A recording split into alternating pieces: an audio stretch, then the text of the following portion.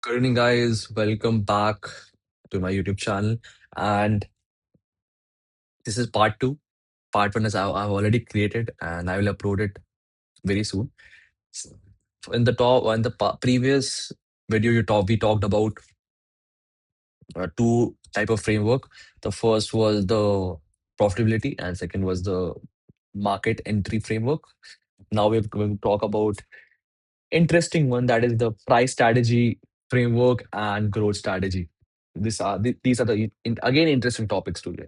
And again, I don't have PPT. I will be making PPT videos, but right now I'm material again. I'll be talking from itself.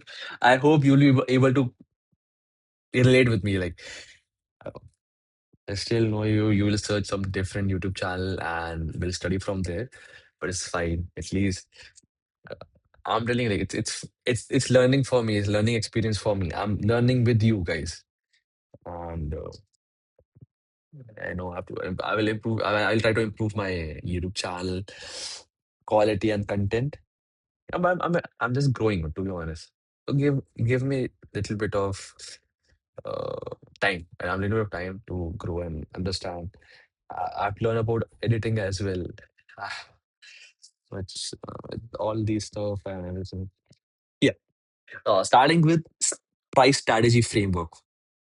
Uh, the case we are going to talk about is Apple iPhone SE model. So, if you guys know about SE, it was launched in 2020. The framework price strategy is basically about value based plus segmented.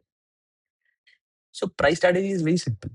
When you launch a product, you want to launch a product at a right price, to be honest. Because let's say if you don't launch on a product on a right price, what is going to happen is people will not buy it. If you keep it very low, you might go in loss. What about your competitors? What are the pricing they are setting? How much profit they are able to gain from their company? So it's a lot of thinking to me. Also. Like when I was a kid, I never used to think why Parleji was 10 rupees. Why they never change the price of 10 rupees? I don't know why. From a long time, it was still 10 rupees. I don't know. This is the logic we understand. They want to keep having that same price to retain the customers. Because I feel like this is how they're sustaining. How long Parleji is in the game? You also know that. So yeah, I want to keep that. Maggie at one point it used to be 10 rupees. After the legal actions, it went up to 12 rupees and then it came back again to 10 rupees. So I feel like why they increase the price suddenly to recover their losses. So this is how the things work out, to be honest. Why premium brands have high fees to make it more seems premium, authentic, more valuable. So price makes the things change in the market business, to be honest. So starting with Apple wanted to capture emerging market, India and Southeast Asia, where iPhone was looked as an overpriced phone. Framework, cost-based pricing. Wanted to give it a limited change in the pricing and don't want to create a lot of margin and should have margin flexibilities. Second, competitor based. Android phones were priced low and not sustainable. So they wanted to keep the pricing low, but they don't want to keep the pricing very low compared to Samsung because iPhone should feel premium. Why iPhone is iPhone? Why people keep iPhone with them is a status thing. Okay, you have iPhone, you must be a rich guy. That was the mindset we have. That if they lose that type of customer, why if the customer which feel ki iPhone quality and the price, whatever you pay, you get. If I pay a high price, I know that iPhone is going to last for a long period of time. So they don't want to lower the prices to be as Samsung because then people will not buy it. That makes it. But they want to keep it low and flexible ki they will have a margin to work on it and get profitable. So what they did, they introduced iPhone SE, same subset chipset as flagship, but 40% lower. Another thing. Everything was same about iPhone. They didn't lower the quality. They do not want to be in the category of Androids where they're selling from one. lower end to higher end models because you have Samsung M to Samsung S series. That is the thing. Created a tiered pricing SE where I see then you have iPhone 12, then you have iPhone 12. So they created a level key, it comes in the series of iPhone itself, segmented by value perception and willing to pay. They made it look so premium, but also so low in price that people think, is it so interesting that is it so interesting that you will get such a good deal where you can have an iPhone and you don't have to pay a lot. That was the mindset they created, and they try to put every feature which iPhone had. They had to compromise somewhere, but at then they created a iPhone which is very similar to the iPhone which you normally play. What was the outcome? You won't believe what was the outcome. Gained 5% additional profit, retained the premium identity, and revenue was mixed. Have first time they had a lot of first Apple users who started using Apple. So they were able to bring new customers, retain the old customers, and maintain profit of 5%. That was the pricing strategy, how the pricing works. Moving on toward the growth strategy, how to grow in the business. Let's see. Netflix. The case study we're going to pick up for growth strategies. I was thinking whenever I will write here, whenever topic I'm going to speak is growth strategy, market strategy, Netflix, global expansion from 2015 to 2020. Framework uses growth strategy and and uh, problem is US market s- saturated forced Netflix to look over new generation. So what happened after it was launched in US, there was a stagnant growth in the profit, stagnant growth in the market as well. So what they came is they have wanted to increase the subscription in the US users. They want to have more US users and it started in USA. Market development entered 190 plus countries. So once they realize ki, okay, first they had to increase US subscriptions, but they came with other idea ki why not increase uh, users from other countries? Why not? Because we are living in a world where everything is interrelated. People can access internet from anywhere. Why not other countries? Product development.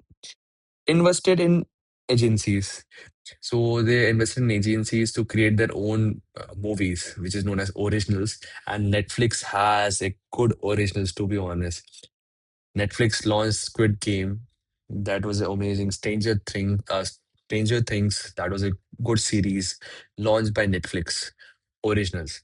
So I feel like originals of Netflix are great, and that was the greatest investment they did to create one. They're like if we are providing a platform where you can watch movies, why not we create our own movies? Great initiative. Netflix has one of the best movies you can have. Third is the diversity, exploring gaming option. You after post 2021, they started having small video games. This is about how to retain your customers. If a guy is bored with watching movies, how you can retain the person? Games, movies, games. This is how you can use it. Right now, I don't know how they can connect. If they can connect with social media, also they can retain you. If you can access your social media from the Netflix site itself, great idea. So they have small video games you could play. So if you're bored watching movies, you want to have some fun, just have mm, some games. And then how the this idea, how the framework works, sequence expansion. Entered English speaking first of all, then localize, then scale up, localized, scale, global. So what did it? Speaking skills, they did a very good thing. First of all, they made English speaking movies that was able to capture in a lot of places. Then they localize it. Then they created movies which are from the local places, from the local areas, which is more relatable. So if you see India, Netflix has movies from India. Korean Netflix have Korean movies from Korea. So what they are doing is First, it used to be only from USA. So the customer base was USA. Then we decided, first, let's launch our English movies to other countries. Because there are a lot of English speaking countries. India is an English speaking country. Second thing they did. Then they realized, okay, what we can do is third, let's start our own Netflix originals movies. Good. Then all English, let's say. Fourth, they came with the idea, okay, it's a good idea. What about if we start having movies from the local area? Indian movies, Netflix movies. Fourth, make it more relatable. Because to be honest, I like Hollywood movies, but there are good movies. I think there are good movies from India itself, which makes you watch those movies and makes it more relatable. Makes more feel like that personal feeling is there. Fourth. Fifth can be dubbing all the movies into all the languages, all which is there, so you can watch any type of movie from any place around the world. So expanding your customers is a very great thing which Netflix did, and the expansion was very huge. It's still dominating in the market from 2015 2022. It's a big change they did, and it's in the global market right now. This is the growth strategy. So at the end, I would like to say these all frameworks are the framework. It's the foundation of frameworks. You can create your own hybrid. I recommend you guys to create your own hybrid frameworks in future and for case study interviews.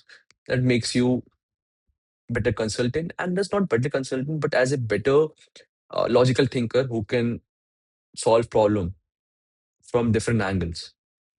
It's a very important thing. So again, the recap. This time we did about pricing framework and then growth. In the pricing, we talked about iPhone SE, how a lowered price iPhone, not a cheaper, but a lowered price iPhone was able to generate profit as well as bring new customer or new force new people to convert from Android or any device to iPhone. So this was a very good initiative. Second was the growth, how Netflix was able to do the expansion from 2015 to 2020. This was the growth strategy. Growth strategy basically talked about a lot of things. How you can increase your customer. Okay. So it was about market development, product development, and diversification. I repeat again. It was about market development, product development, and diversification. Then we have when we talk about pricing, it was more about